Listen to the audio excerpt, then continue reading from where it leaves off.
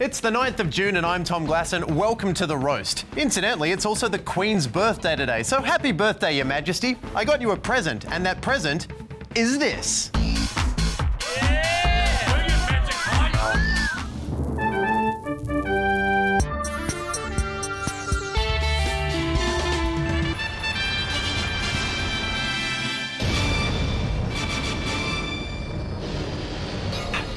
Hey, $5. Her Majesty likes what she sees. I'm going to keep that in my front pocket. Tonight, the Palmer United Party's magical mystery tour of Boston, but first, here is Mark Humphries with the headlines. A dinner with the Prime Minister is being sold for charity on eBay. The starting bid is $5,000, but if that seems a little steep, the website does assure us the PM comes with free postage. The winning bidder will get to choose from dinner at the Lodge, Kirribilli House, or the dining room at Parliament House. It's certainly going to be hard to choose since none of them have ratings on Urban Spoon. But no matter where you choose, it's a great opportunity to ask some probing questions, or just be a dick. Hey Tony, good job cutting that turkey. Did you practice by cutting the Climate Commission? Do you want me to pass the gravy boat, or are you just going to send it to Manus Island? Oh, Operation Sovereign Waistline, eh? Hey Tony, here comes the $12 billion jets. Oh, whoops, it's going down. Like your approval ratings. I've got a whole page of these. Do you mind if I crash here?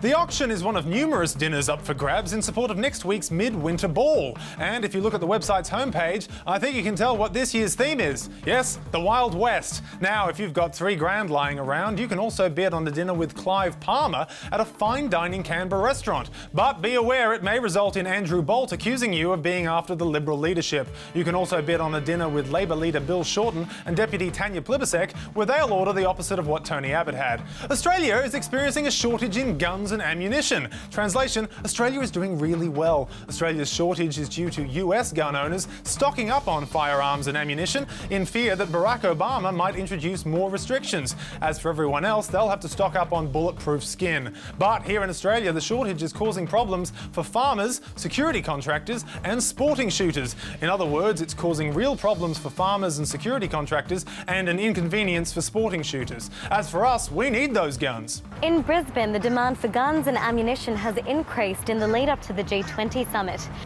That's right, leaders of the world, we're going to take you out.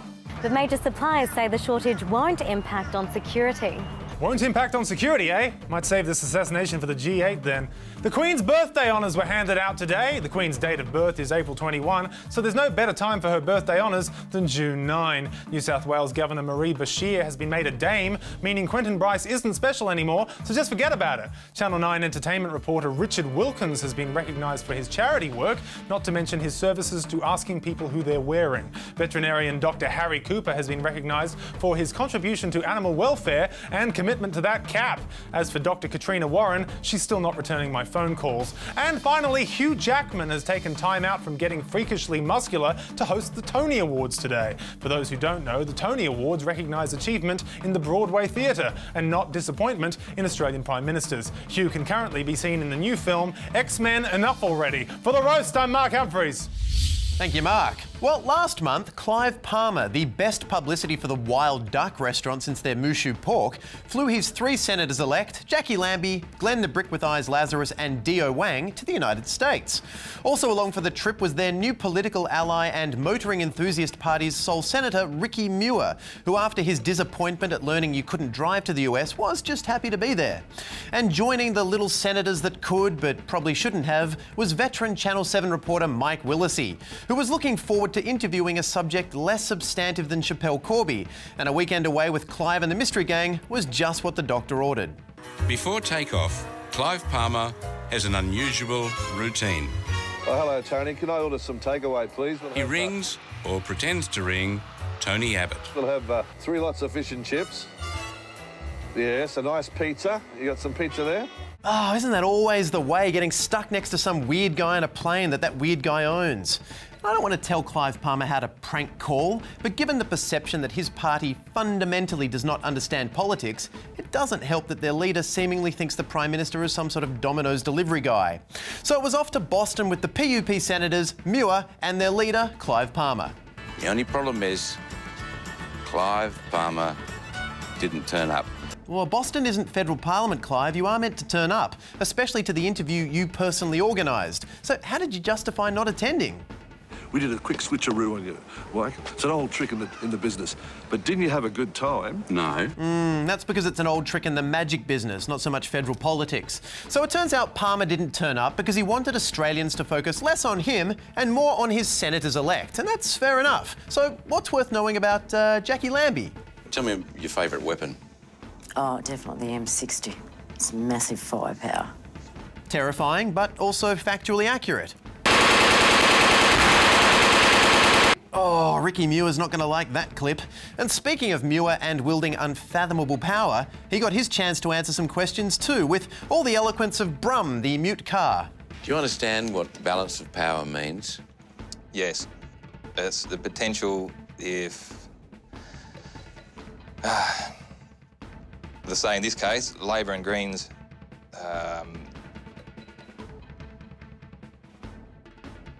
it's the power to vote down legislation in the right circumstances. So all told, the Boston trip was a terrifying ambush for the PUP senators, organised by and for the PUP senators, and also one that bears freakish similarities to this week's episode of Australia's only animated political children's television series about the Palmer United Party, Lammy and the Brick. It's Lammy, Lammy and the Brick. And Wang. And the guy with the car with the face. In the Great Boston Bungle. Oh boy, America. What better place to learn about Australian politics? Hopefully we get to meet the founding father of democracy, Barack O'Boston. Brick. Not only that, Brick, it's a chance for us to get away from all those no-good media meanies who keep making fun of us. What the pup? It's Mike Walrusy. Where's Clive? Where's Clive? Hashtag where's Clive? What do we do? He's going to tear us apart. We better call the boss. I mean the leader. I mean the top enchilada. I mean Palmasaurus. Add the pizza, thanks, Tony. Ham and pineapple, hold the anchovies. Fish and chips, lots of anchovies. Thanks, Tony Rabbit. The number you have called is not connected.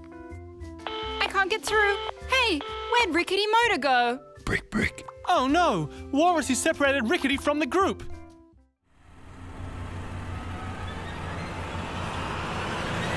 Hello, Rickety! Do you even know what a balance of power is? You're stalling, Rickety! It's too late. There's diesel fuel all over the walls. He never stood a chance. Brick. Wait, where's Walrusy? Wang, are those your tusks against my wall? I don't have tusks, Lammy. Then who's touching my... How will you vote? Will you stand up to Palmasaurus? It's gonna be like this for the next 6 years. I'm just the beginning. I feed on weakness. Sweet baby Jesus, those guys have got less than a month to learn everything about politics before they hold the balance of power. And those senators would have gotten into Parliament unscathed if it hadn't been for that pesky reporter. So look, there's been a lot of criticism that these minor party senators aren't qualified enough, particularly since they have no qualifications. But Palmer and his senators had a plan to fix all that. What are we doing here in Boston? Well, we're here in Boston so we can get some experience. I don't know what you're doing here in Boston, but that's what we're doing here. Clive Palmer flew his senators-elect to Boston to prepare them for life in Australian politics. Okay, because everyone knows that Boston and Australia are pretty much the same place. I mean, they've got Red Sox, we've got Red Sox. They've got the Tea Party, we drink tea at parties. They've got Boston's legal system, we've got Boston Legal on DVD. And sure, there might be some minor differences, like almost the entire way our two countries' governments operate, but the Palmer United senators aren't the type to get flustered under pressure. And so you will not be supporting the mining tax? No, and for the sake of the Australian economy, what we really need to be worried about is, Mexicans, yeah? Illegally crossing the border and taking our jobs. Right. Sorry, what?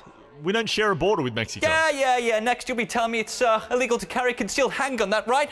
Well, it is. This is Australia. Yeah, come on. And another thing, why are you all driving on the wrong side of the road all of a sudden? What are you trying to do, be English or something? I gotta have bad teeth now, is that what this is? Get this crazy man out of the Senate. No, you can't do this. I plead the fifth. So are you? Go yourself. Oh, don't you just hate when people go overseas on an educational tour for 3 days and come back with an accent? Not Ricky Muir, though. I wonder what American silence sounds like. Probably louder, I imagine. And look, I'm sure that those senators learnt a lot on their 3-day trip to the United States, but they may need a little extra tutoring, specifically on Australian politics as well. All right, so who do we have up next on our Preschoolers Parliament House tour? A bunch of 6-year-olds? They'll be in the Senate for 6 years. Hello. All right. Welcome, children. Welcome, incoming honourable senators. Today, I'll be telling you how our political system works. This is the upper house, which is also known as... Is there a car stalling in here somewhere? When did I lose you guys? What's the law? Good question. Ricky Muir, could you answer that? Moving on.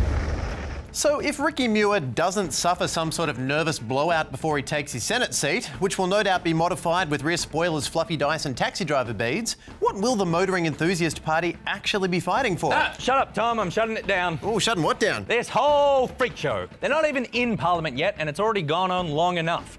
We've all had our fun laughing at Clive Palmer and his entourage of escaped circus clowns, but I'm putting my foot down. Ricky Muir, if you're watching this, possibly because you think this is the news, just give up. Say it was an honour to be elected with a record low 0.5% of the vote, but it's only going to get worse from here. Look, I'll even write your resignation letter for you right now. Okay. I, Ricky Muir... No, they'll never believe you wrote that. Dear politics...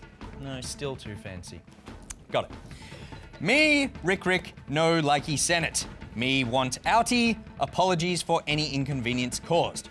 Ricky, that's just a fancy way of saying you represent everything that's wrong with our electoral system and you apologise for ever winning a Senate seat. And now to finish it off with the old John Hancock, which in your case is a punch fist print covered in fuel, and that's it. Now, obviously, I don't want you to do this if you don't want to resign, so if you want me to send this letter, say absolutely nothing for 8.5 seconds.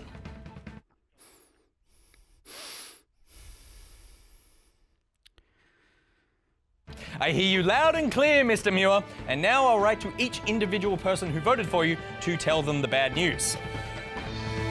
And I'm done. Good night.